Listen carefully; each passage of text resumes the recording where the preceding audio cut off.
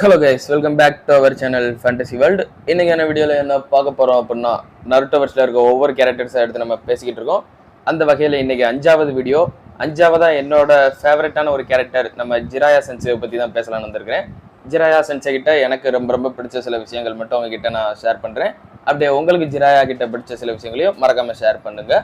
அப்படியே நம்ம சேனலை இப்போ தான் நீங்கள் ஃபஸ்ட் டைம் பார்க்குறீங்க அப்படின்னா மறக்காமல் சப்ஸ்கிரைப் பண்ணி வச்சுக்கோங்க. இப்போ இந்த வீடியோவை ஸ்டார்ட் பண்ணிடலாம்.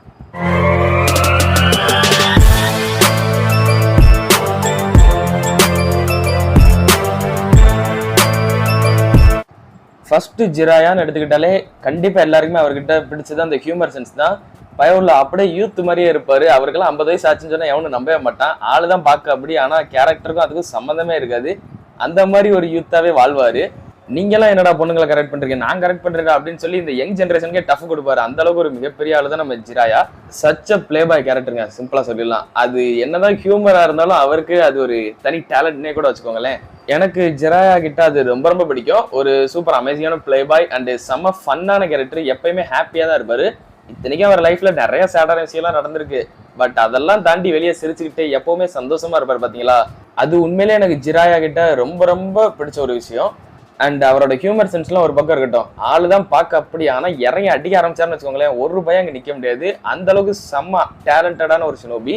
3 லெஜெண்டரி சானிலே மோஸ்ட் பவர்ஃபுல்லான கேரக்டர்னாலும் ஜிராயா தான். ஈவன் இட்டாச்சியே கூட பார்த்து கொஞ்சம் பயப்படுற ஒரு கேரக்டர்னால ஜிராயா தான். அது நமக்கு சீரியஸ்ல பாக்குறப்ப அது பயம் இல்லை, ஒரு மரியாதை அப்படின்னு நமக்கு தெரியும். பட் என்னதான் இருந்தாலும் இட்டாச்சி ஜிராயாவோட 1 vs 1 பண்ணாருன்னா அது ஜெயிக்கிறதுக்கான வாய்ப்பு கம்மி தான் இட்டாச்சிக்கு.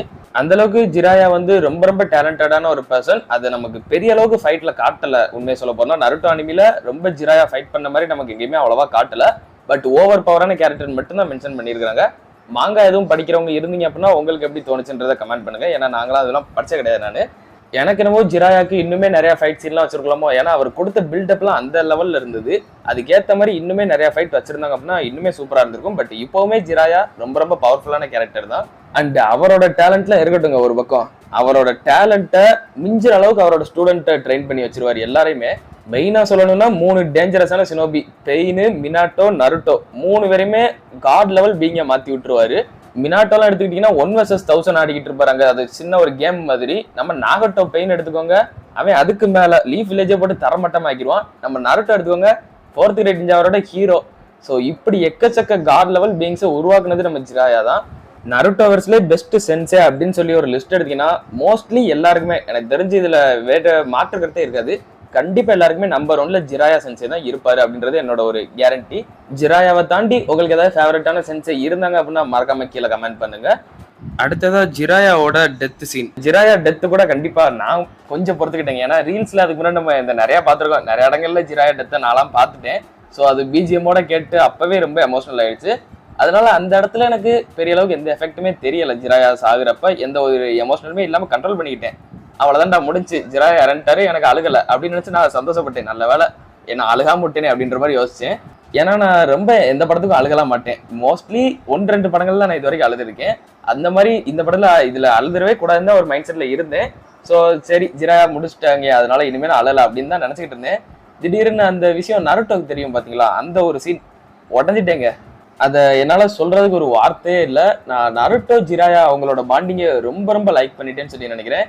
நருட்டோக்கு ஜிராயா இறந்துட்டாங்கன்னு சொன்ன உடனே அவன் ஒரு மாதிரி ஃபீல் பண்ணுவான் பாருங்க. அதை நினைச்சு எனக்கே ஒரு மாதிரி அழுக வந்துருச்சு. உண்மையிலே கண் கலங்கிட்டேன்.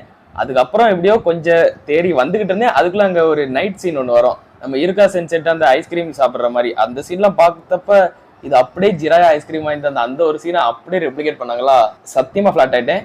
இது வரைக்கும் நான் உண்மையாவே சொல்றேன், இது வரைக்கும் நான் நிறைய படங்கள் பார்த்திருக்கேன். ஹாலிவுட்லயோ இல்ல கொரியன் டிராமாஸோ இல்ல அனிமையோ நம்ம நிறைய பார்த்திருக்கேன் நான். ஆனா எந்த ஒரு இதுலயுமே நான் இந்த அளவுக்கு அழுதது கிடையாது. உண்மையாவே அப்படியே அழுதாலும் லைட்டா கண்ணு கலங்கும். அந்த மாதிரி ஒரு மொமெண்ட் வேணா இருந்திருக்கு இது வரைக்கும் எனக்கு படங்கள்ல. பட் ஃபர்ஸ்ட் டைம் அந்த ஜிராயா அந்த நருட்டோ பாண்டிங்க நினைச்சு ஒரு மாதிரி இந்த லைட்டா ஏங்கி அழுவாங்க இல்லையா, அந்த மாதிரி எனக்கு ஒரு ஃபீல் ஆயிடுச்சு. அந்த மாதிரி அழுக ஆரம்பிச்சிட்டேன். ஸோ ஃபர்ஸ்ட் டைம் ஒரு படத்தை பார்த்து, இத்தனைக்கும் ஒரு அனிமி கேரக்டர்ஸை பார்த்து நான் அழுகிறேன்றது என்னாலே நம்ப முடியல. அது இன்னுமே நினைச்சு பார்த்தா ஒரு மாதிரியா தான் இருக்குது எனக்கு. இது எனக்கு ஓவர் ஃபீலிங்கா எப்படின்னு எனக்கு சொல்ல தெரியல. நீங்க எப்படி ஃபீல் பண்ணீங்கன்றத கமெண்ட் பண்ணிட்டு போங்க. இல்ல எனக்கு மட்டும் தான் இந்த அளவுக்கு ஃபீலிங்கா இருந்ததான்னு புரியல. நானா ஜிராயா டெத்தை பார்த்ததுக்கப்புறம் அவ்வளவுதான்டா, இதுக்கப்புறம்லாம் நான் அழுக போறது கிடையாது, சுப்புடன் ஃபுல்லா அப்படியே கண்டினியூவா போயிரும் தான் நினைச்சேன். பட் அந்த ஒரு 169வது எபிசோடு கிட்ட தான் நினைக்கிறேன், அப்பதான் நருட்டோக்கு தெரியும் அந்த சீனு சத்தியமா முடியலைங்க. அந்த அளவுக்கு எனக்கு ரொம்ப ரொம்ப பிடிச்சிருந்தது ஜிராயா அண்ட் நருட்டோ இவங்களோட பாண்டிங். அண்ட் கடைசியா ரொம்ப ரொம்ப பிடிச்சிருந்தது ஜிராயாவோட அந்த ஒரு சேடான ஒரு லைஃப். அவர் என்னதான் வெளியே சந்தோஷமா ஒரு யூத் மாதிரி தெரிஞ்சுக்கிட்டு இருந்தாலும் அவருக்குள்ள அவ்வளோ கஷ்டம் இருக்கும்.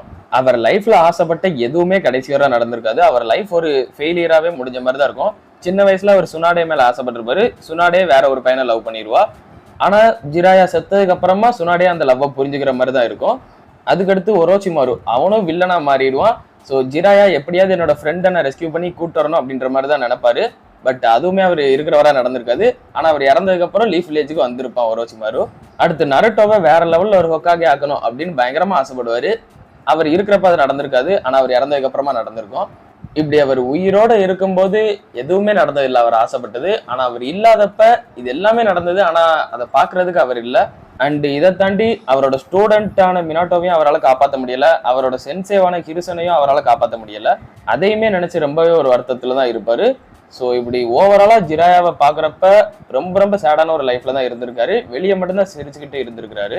இந்த விஷயம்லாம் எனக்கு ஜிராயா சென்சேவை பத்தி உங்ககிட்ட சொல்லணும்னு நினைச்சேன், சொல்லிட்டேன். எனக்கு இப்ப சொன்னதுலேயே ரொம்ப ரொம்ப பிடிச்சிருந்ததுன்னா ஜிராயா நருட்டோ பாண்டிங் தாங்க. இவ்வளவு விஷயம் எனக்கு ஜிராயா சென்சே கிட்ட பிடிச்சிருந்தது. ரொம்ப ரொம்ப பிடிச்சிருந்தது அவங்க ரெண்டு பேரோட பாண்டிங். அண்ட் இதை தாண்டி அவரோட ஸ்டூடெண்ட்ஸை ட்ரெயின் பண்ண விதம். இந்த ரெண்டு ஜிராயா சென்சே கிட்ட என்னோட ரொம்ப ரொம்ப ஃபேவரட். உங்களுக்கு ஜிராயா சென்சே கிட்ட எது ரொம்ப ஃபேவரட்ன்றத மறக்காம கீழே கமெண்ட் பண்ணுங்க. நான் உங்களை இன்னொரு வீடியோல மீட் பண்றேன். By guys.